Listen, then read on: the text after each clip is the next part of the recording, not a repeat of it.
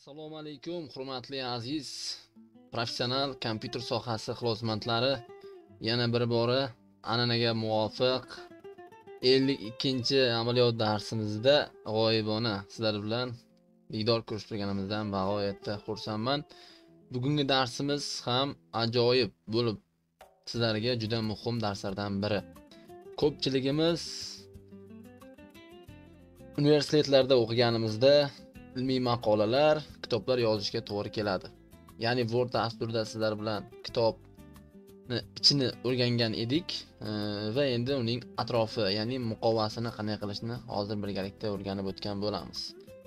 Yaxshilab joylashib olamiz. Bugungi darsga tayyor bo'lsalaringiz, men tayyorman. Darsni boshladik.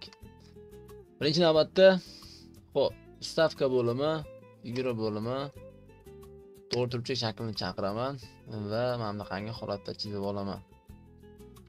Xo'p, buni razmeri taxminan mana 16 bo'lsin balandligi, eniga esa 11,5 bo'la qolsin mana. Xo'p, kontur bilan tortaman, ikkita bo'ladi va konturni chetini qora rang qilaman. Buni ham konturni qora rang qilaman. Ana endigi navbat islavga figura bo'limidan uchburchak shaklini chaqiraman va buni mana bunaqa sariq nuqta bilan ushlab sariq nuqtani tortamiz va mana bu joyga qo'yamiz. Buni ham chetini qora qilib olaman, lekin ko'rib turibsizlar, uchburchak shakli mana bu to'rtburchakni ustida yuribdi. Buni ikkita to'rtburchakni orasiga qo'yish uchun, joylashtirish uchun mishkani o'ng tarafi nazarniy plandan перемести nazarni bosamiz. Buni bosadigan bo'lsak, eng oxiriga o'tkazib qo'yadi. Bitta orqaga o'tkazish uchun ikkisini tanlaymiz. Mana o'rtaga o'tdi. Demak, buni mana bu joyga joylashtirib, uchburchakning uchini bunaqa to'g'rilab olamiz. Xo'p, salgina tepaga tortamiz. Mana bo'ldi. Mana azizlar. Xo'p, ba'zi kamchiliklari bo'lsa, uni o'zimiz qo'lda to'g'rilab ketamiz. Mana. Xo'p, ana endi bu kitobning orqasi, bu esa yon tarafi va oldi tarafi. Endi ichiga o'tamiz. Stavka figura. Xo'p, parallelogram shaklini tanlasak ham bo'ladi yoki to'rtburchak shaklini ham tanlasak bo'ladi. To'rtburchak shaklini tanlab olaman, chizib olaman. Buni chetini qora qilamiz va ichini rangini oq qilamiz. Mana. Bu kitobning usti bo'ladi. Buni mishkani o'ng tarafi natchat tuzov bilan mana bunday holatga tortamiz. Xo'p, mana bunday. Mana bunaqasiga. Mana. Hop. Hoppa. Ko'rib turibsizlar, mana shunaqa nuqtalar bilan to'rtburchak shaklni istalgan holatga olib kelish mumkin bo'ladi.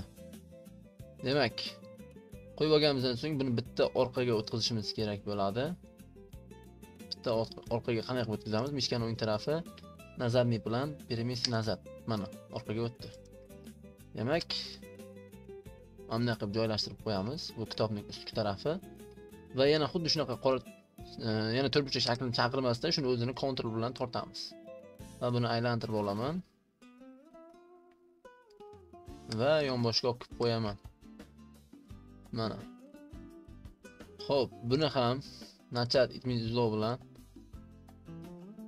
to'g'rilab chiqamiz. Mana. Pastga qarab tortamiz.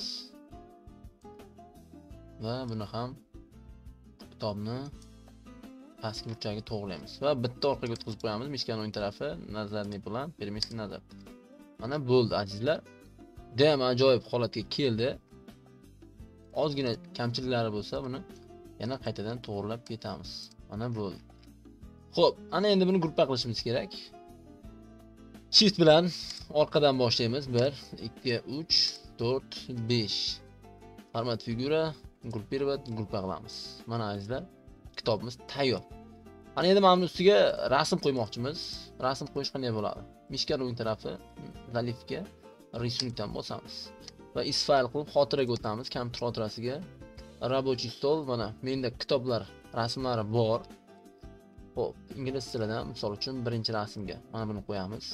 Mana. Xo'p, mana buni ham orqasini qizil rang qilib qo'ysak bo'ladi. Bemalol. Bu yon boshda ham qizil rang qilib qo'ysak bo'ladi. Bemalol. Mana. ko'rib turibsizlar. Hop, va kitobni kichraytiramiz. Hoppa. Xuddi shu kitobni yana tortamiz, ikkita bo'ladi. Xo'p, endi yana ustidagi to'rtburchakka bosaman, risumga bosaman, fayl qilaman. Ikkinchi kitobimiz rangi ko'k bo'ladi, mana. Orqa fondagi shaklni rangini ko'k qilamiz. Bu tarafni ham ko'k qilib olamiz. Mana. Buni salgina kichikroq qilamiz. Mana bo'ldi. Xo'p. Menimcha yaxshi chiqyapti. Endi 3-kitobda oldidagi shaklga bosib zaletga risumdan fayl kiramiz, yashil rangli qovun tanlaymiz, kitob muqovasini va orqa fon rangini yashil. Bu tarafni ham yashil qilib olamiz. Mana bo'ldi. Buni ham salgina kichraytirib qo'yamiz. Mana. Mana azizlar, bizda kitobimizning muqovasi, ya'ni tashqi ko'rinishi tayyor holatda.